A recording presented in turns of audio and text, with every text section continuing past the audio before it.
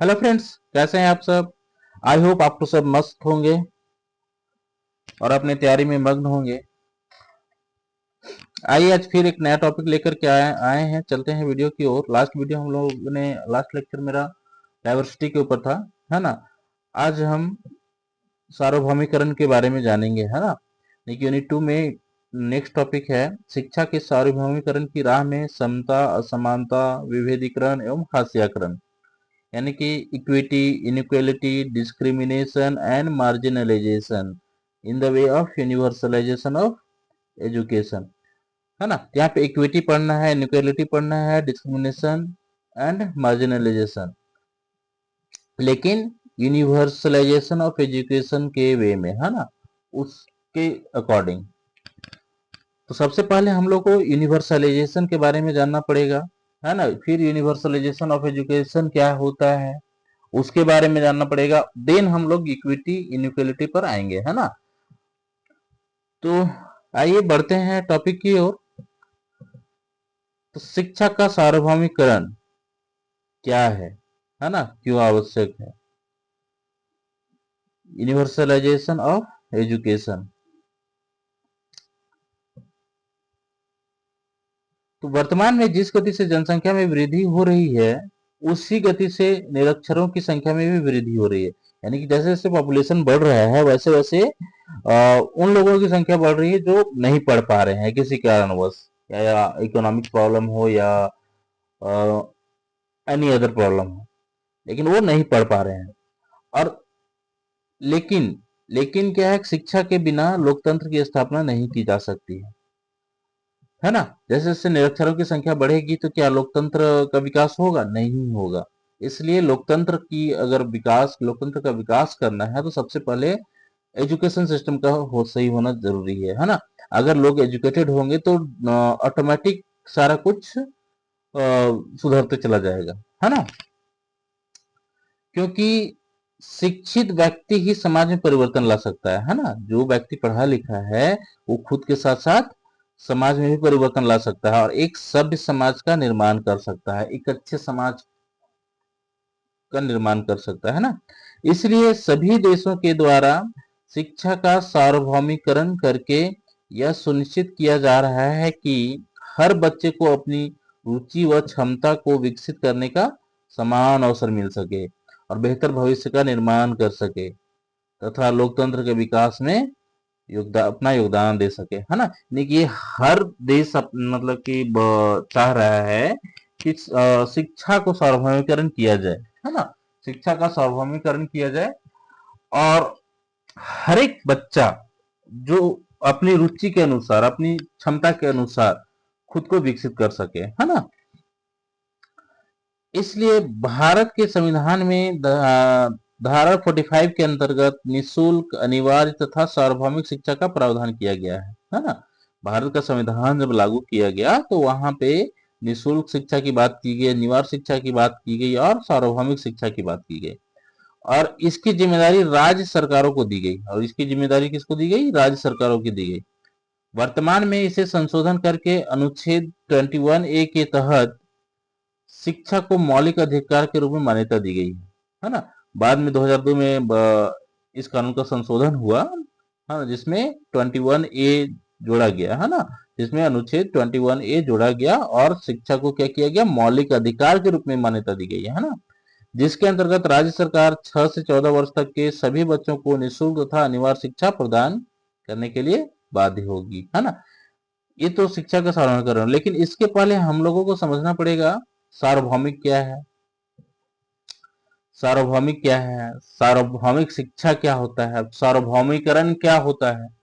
Then हम लोग शिक्षा का सार्वभौमिकरण के बारे में आएंगे, है ना। भारत में शिक्षा का सार्वभौमिकरण कब से कैसे किया गया वो बाद में देखेंगे, लेकिन सबसे पहले हम लोग सार्वभौमिक समझेंगे।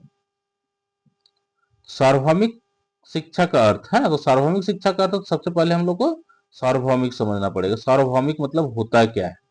तो सार्वभौमिक शब्द क्या है? दो शब्दों से मिलकर के बना है, सार्व प्लस भौमिक, है ना। दो शब्दों के मिलने से बना है, जिसमें सार्व का मतलब होता है सभी।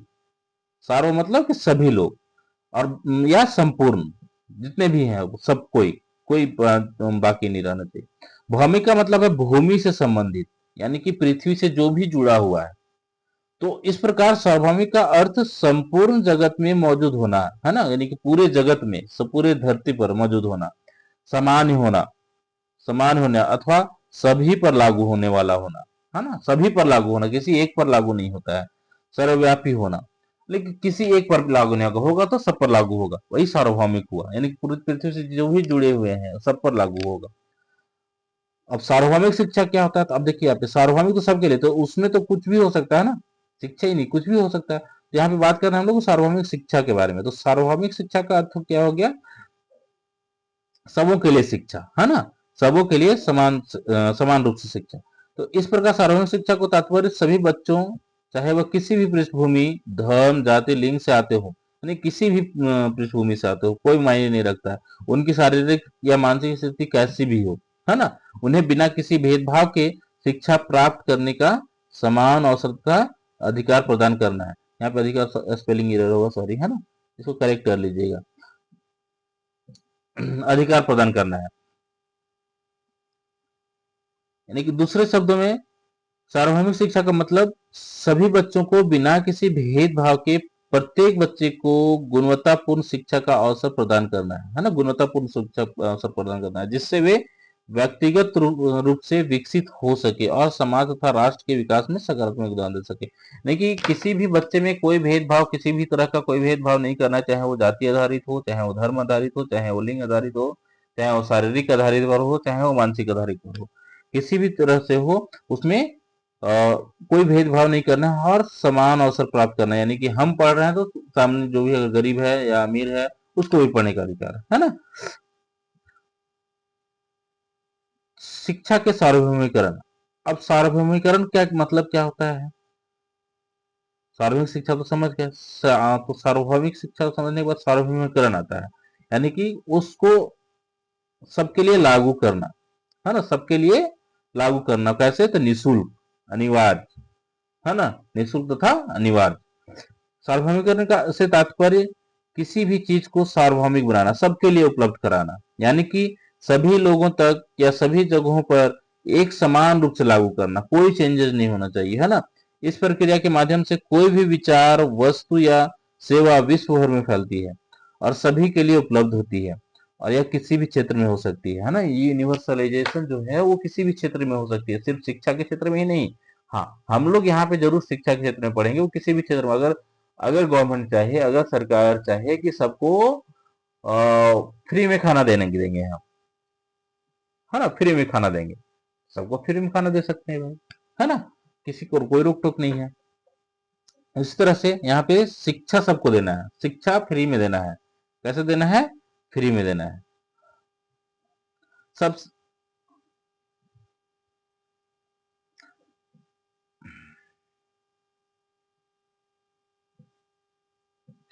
वास्तव में सार्वभौमिकरण अंग्रेजी शब्द यूनिवर्सलाइजेशन का हिंदी रूपांतरण है ना, हिंदी यूनिवर्सलाइजेशन वर्ड का हिंदी मीनिंग सार्वभौमिकरण है। और इस शब्द का सबसे पहले इंग्लैंड में प्रयोग किया गया था, कहां प्रयोग किया गया था, तो इंग्लैंड में किया गया था। और किस लिए, पर्पस क्या था, प्राथमिक शिक्षा को निःशुल्क एवं अनिवार्य बनाना था, है ना, क्या उन मकसद क्या था कि प्राइमरी एजुकेशन को फ्री एंड कंपलसरी किया जाए, है ना, क्योंकि उस समय उनका उद्देश्य शिक्षा को देश के एक निश्चित आयु वर्ग के सभी बच्चों को उपलब्ध कराना था। उनका उद्देश्य था कि जो बच्चे हैं जिनका एक उम्र फिक्स के डिसाइड किया गया, उस उम्र के बीच जितने भी बच्चे आते हैं उनको निःशुल्क तथा अनिवार्य शिक्षा प्रदान किया जाए, है ना।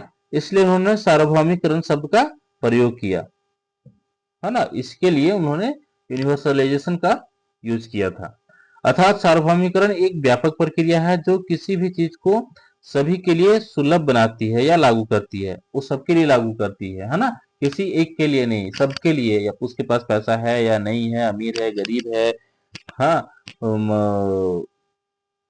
जो भी है, जैसे भी है, जिस पृष्ठभूमि से आता हो, लेकिन उनको शिक्षा उन पर लागू होगा ये। यह विभिन्न क्षेत्रों में समानता, पहुंच और वैश्विक एकीकरण को बढ़ावा देने में महत्वपूर्ण भूमिका निभाता है ना। अब बात करते हैं शिक्षा के सार्वभौमिकरण का मतलब क्या होता है। शिक्षा के सार्वभौमिकरण, शिक्षा के सार्वभौमिकरण का मतलब बच्चों को बिना किसी भेदभाव के एक निश्चित स्तर तक निःशुल्क तथा अनिवार्य शिक्षा प्रदान करना है ना। सार्वभौमिक शिक्षा, सार्वभौमिक शिक्षा का मतलब, सार्वभौमिक का मतलब था सभी के लिए उपलब्ध होना, सबके लिए, है ना। लेकिन सार्वभौमिकरण का मतलब हुआ बच्चों को बिना किसी भेदभाव कर, शिक्षा के सार्वभौमिकरण का मतलब है बिना किसी भेदभाव के निश्चित स्तर तक निःशुल्क तथा अनिवार्य शिक्षा प्रदान करना है ना, फ्री में और कंपलसरी सबको पढ़ना है।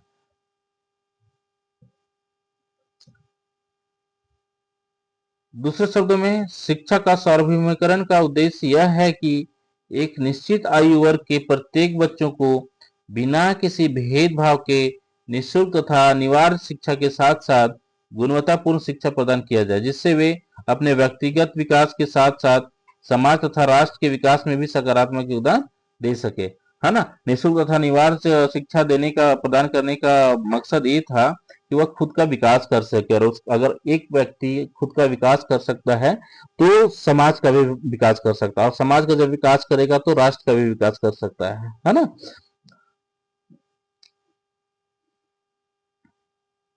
और सभी का यह मानना भी है कि शिक्षा समाज तथा राष्ट्र के विकास और नागरिकों के सशक्तिकरण के लिए अति आवश्यक है ना। यानी नागरिकों को सशक्त बनाना है तो शिक्षा का होना जरूरी है। इसलिए शिक्षा को सभी के लिए सुलभ तथा आसान बनाया जाना चाहिए, है ना। ये डिफिकल्ट नहीं होना चाहिए, इजी होना चाहिए, तो हर कोई इस ग्रहण कर सके, शिक्षा प्राप्त कर सके, कोई रुकावट ना हो बीच में, किसी भी तरह से हो, कोई समस्या नहीं होनी चाहिए, है ना। शिक्षा के सार्वभौम, भारत में शिक्षा का सार्वभौमिकरण कब हुआ? तो भारत भारत में स्वतंत्रता प्राप्ति के बाद, मानी कि भारत जब स्वतंत्रता प्राप्त कर लिया था, यानी कि सन 1947 में जब भारत देश आजाद हुआ, तो उसके बाद कानून बनने में जो टाइम लगा, है ना, कानून बनने में जो टाइम लगा, जिस दिन से हमारा संविधान लागू हुआ, यानी कि 26 जनवरी 1950 ईस्वी से जब संविधान को अपनाया गया, भारत में अपनाया गया, तब भी, तब से ही निःशुल्क, अनिवार्य एवं सार्वभौमिक शिक्षा की आवश्यकता महसूस की गई। उसी समय यह एहसास हो गया था कि हम लोगों को सबके लिए सबको शिक्षा प्रदान करना है, वो भी निःशुल्क था, अनिवार्य। क्यों निःशुल्क? इसलिए कि सबों की आर्थिक स्थिति इक्वल नहीं थी, है ना, अभी भी नहीं है, उस समय तो और भी बहुत खराब स्थिति थी, है ना।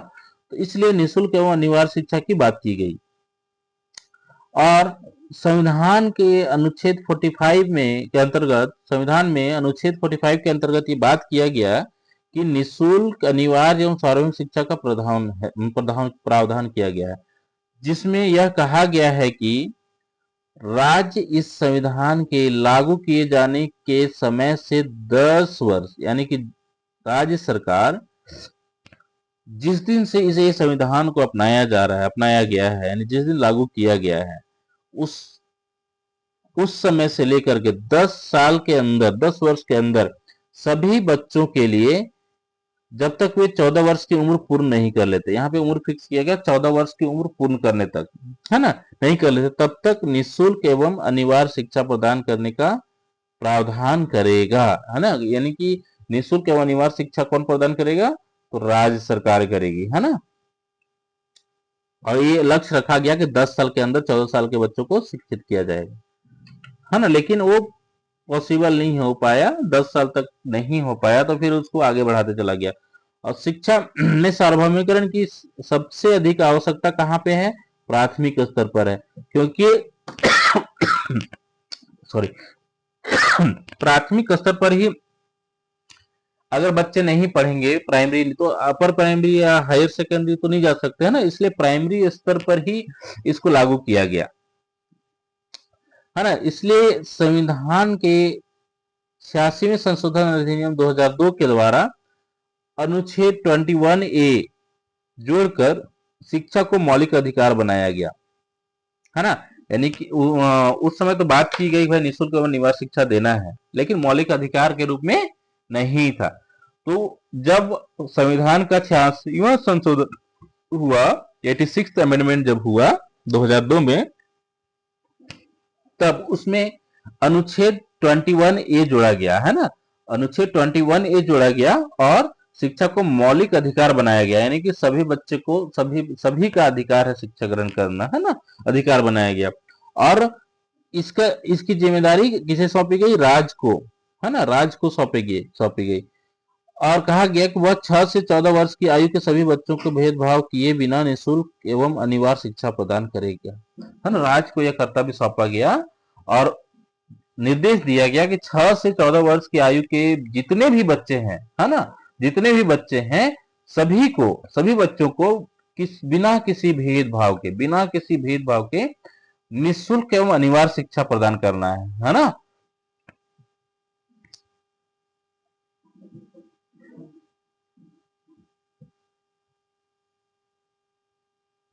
अब यहाँ पे देखिए निःशुल्क क्या मतलब हो, निःशुल्क का मतलब क्या है ना, निःशुल्क का मतलब है कोई भी पेरेंट्स अपने बच्चे को सरकार द्वारा स्थापित प्राथमिक विद्यालय में एडमिशन करा सकता है फ्री। वहां पे कोई चार्जेस उनसे नहीं लिया जाएगा, ना एडमिशन फी लिया जाएगा, ना ट्यूशन फी लिया जाएगा, ना यूनिफॉर्म के लिए पैसा लिया जाएगा, है ना, ना बुक के लिए पैसा लिया जाएगा, ना कॉपी के लिए पैसा लिया जाएगा, सारा कुछ उनको निःशुल्क मिलेगा। लेकिन ये ध्यान रखिएगा, सिर्फ गवर्नमेंट का जो स्कूल है, गवर्नमेंट स्कूल में, है ना, प्राइवेट स्कूल या गवर्नमेंट स्कूल है, वहां पे फ्री एजुकेशन नहीं है। हाँ, लेकिन ऐसा प्रावधान है कि 25% सीटें बीपीएल परिवार से जो आते हैं, बिलो पॉवर्टी लाइन के अंदर जो आते हैं, है ना, उनके बच्चों के लिए 25% सीटें रिजर्व हैं, जिनका खर्च राज्य सरकार उठाती है ना। लेकिन उसमें कंडीशन है, बीपीएल से नीचे होना चाहिए। और गवर्नमेंट स्कूल में क्या है कि बीपीएल हो या बीपीएल से ऊपर हो, कोई मायने नहीं रखता है ना, बस आपको शिक्षा ग्रहण करना है, वो भी निःशुल्क, कंपलसरी, है ना। अनिवार्य मतलब कि कंपलसरी, पढ़ना है तो पढ़ना है। घर का हर एक बच्चा, है ना, अगर उसकी उम्र 6 साल से लेकर के 14 वर्ष तक के बीच है, तो ये सुनिश्चित करना है कि वो बच्चे स्कूल तक आए, है ना, उसके स्कूल तक आए। उसके लिए बहुत सारे प्रोग्राम भी चलते, सर्व शिक्षा अभियान, मिड डे मील, है ना, ताकि बच्चे को भोजन मिल सके, है ना। प्राथमिक स्तर मतलब कि प्राइमरी लेवल मतलब कि 1 to 8, है ना, फर्स्ट क्लास टू 8 क्लास तक, है ना, फ्री में।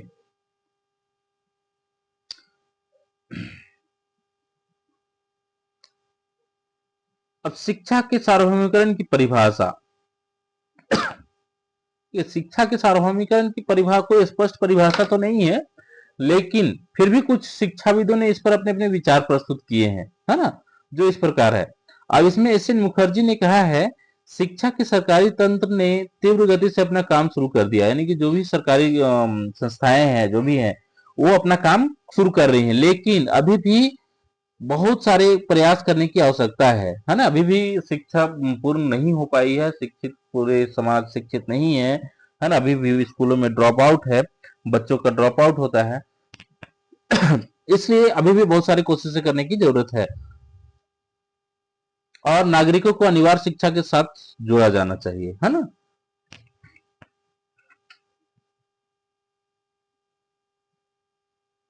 इस चक्रवर्ती के अनुसार सामाजिक पुनर्निर्माण करने की दृष्टि से अगर देखा जाए तो जिसके लिए देश की प्रतिबद्धता है, प्राथमिक शिक्षा के सार्वभौमिकरण की समस्या का निस्संदेह निर्णयात्मक महत्व है ना।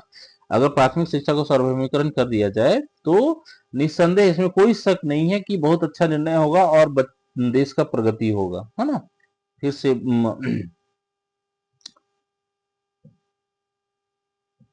जेपी नायक के अनुसार,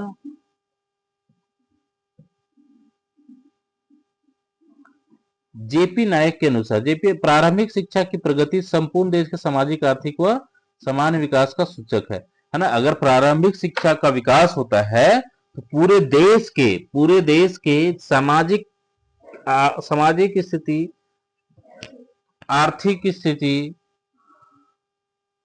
में बदलाव होगा, है ना।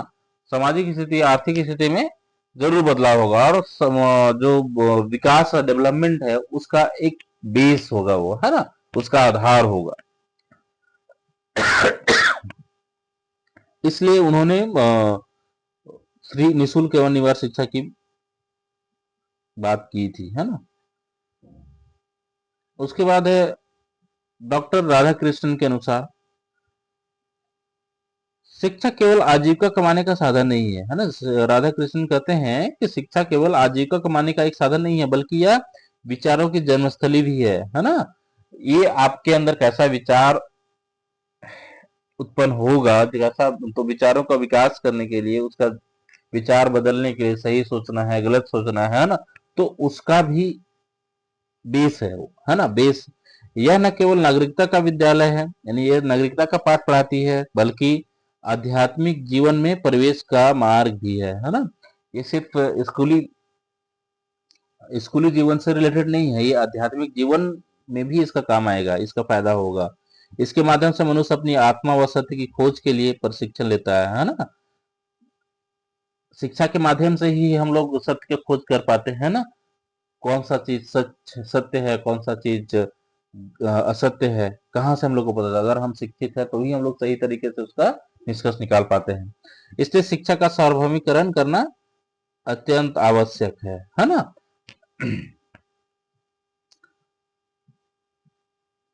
आई होप आप लोग को टॉपिक समझ आया होगा, और आया होगा तो सब वीडियो को जरूर लाइक कीजिएगा, शेयर कीजिएगा, और अगर अभी तक हमारा चैनल सब्सक्राइब नहीं किए हैं तो जरूर सब्सक्राइब कर लीजिएगा। चलिए, थैंक यू सो मच, मिलते हैं फिर नेक्स्ट वीडियो में।